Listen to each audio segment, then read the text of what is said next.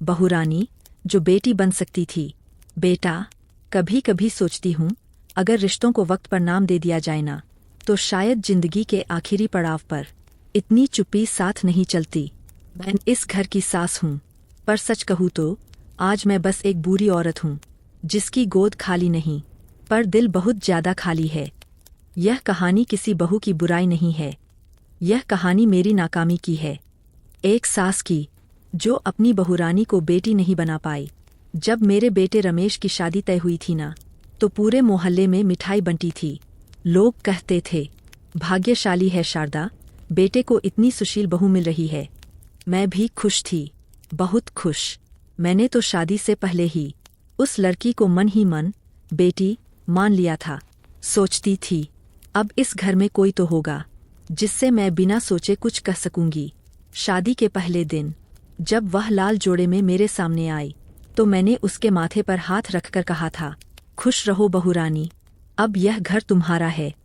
काश उसी पल मैंने कह दिया होता, बेटी। शुरुआती दिन बहुत अच्छे थे। वह सुबह जल्दी उठती, रसोई में मेरे साथ खड़ी रहती, चुपचाप मेरी बातें सुनती।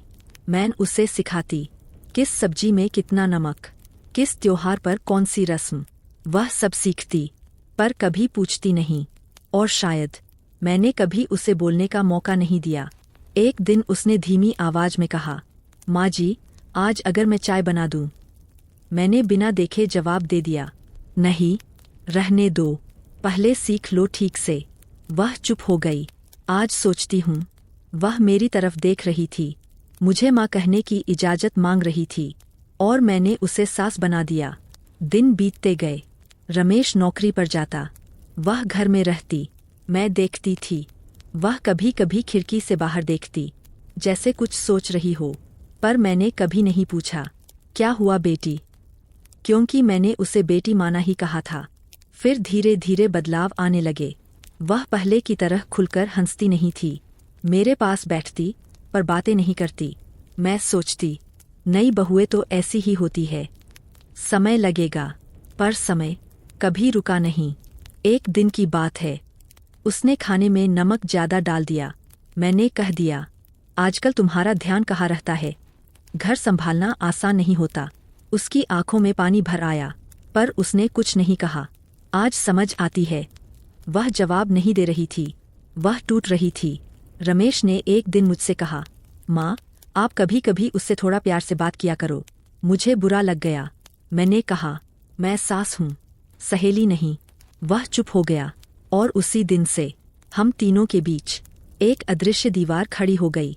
बहू अब कम बोलती थी, मुझसे नहीं, अपने पति से भी नहीं। मैं देखती थी, वह कमरे में अकेली बैठी रहती, मोबाइल पर अपने मायके से बात करती, और मेरे मन में एक कड़वाहट भरने लगी। अब मायका ज्यादा प्यारा हो गया है। पर सच तो यह था, उसे इस घर में कोई अपना महसूस ही नहीं हुआ। एक दिन उसने कहा, माँ जी, अगर आप बुरा न माने तो मैं एक बात कहूँ। मैंने कहा, कहो। उसने हिम्मत करके कहा, अगर आप मुझे बेटी की तरह डांट लें तो शायद मुझे बुरा न लगे। उसकी बात अधूरी रह गई। मेरे अंदर का अहंकार जाग गया। मैंने कहा, बहू हो, अपनी हद में रहो। उस दिन मैंने सिर्फ उसे नहीं, अपने भविष्य को भी चुप करा दिया। समय बीतता गया। रमेश और वह अलग रहने लगे, घर में रहते हुए भी अलग। मैं सोचती थी, जब बच्चे हो जाएंगे सब ठीक हो जाएगा। पर कुछ रिश्ते जिम्मेदारी से नहीं, अपनापन से चलते हैं। जब उसका पहला बच्चा हुआ, मैं बहुत खुश थी। मैंने बच्चे को गोद में लिया, पर उसकी माँ की आंखों में खुशी नहीं थी, वह दूर दूर सी लगती थी। मैंने कहा, अब तो तुम माँ बन गई हो। उसने हल्की मुस्कान के साथ कहा, हाँ माँ जी। पर उस माँ जी में वह गर्माहट नहीं थी जो माँ में होती है। धीरे धीरे वह घर के फैसलों से अलग होने लगी, मुझसे पूछना बंद कर दिया। मैंने भी बोलना कम कर दिया। हम दोनों एक ही छत के नीचे दो अजनबी बन गए। फिर एक दिन वह अपने मायके चली गई, कहकर गई, कुछ दिनों के लिए। पर वह कुछ दिन सालों में बदल गए। रमेश बीच में पिस गया। मैंने भी उसे रोका नहीं। शायद मेरे अहंकार को अब भी झुकना मंजूर नहीं था। आज मैं बूढ़ी हो चुकी हूँ। रमेश मेरे पास है, पर व्यस्त। वह अब अपने बच्चों के साथ अपने मायके में ज़्यादा खुश है।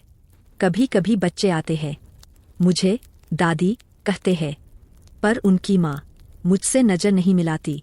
आज जब रात में अकेले बैठकर अपने पुराने दिनों को सोचती हूँ तो एक सवाल हर रोज मेरे दिल को कुरेदता है। अगर उस दिन मैंने उसे बेटी कह दिया होता तो क्या आज मेरा घर इतना सूना होता? मैं सास थी पर मैं माँ बन सकती थी, मेरी बहुरानी बेटी बन सकती थी, पर मैंने रिश्ते को नाम देने में देर कर दी। और रिश्ते इंतज़ार नहीं करते।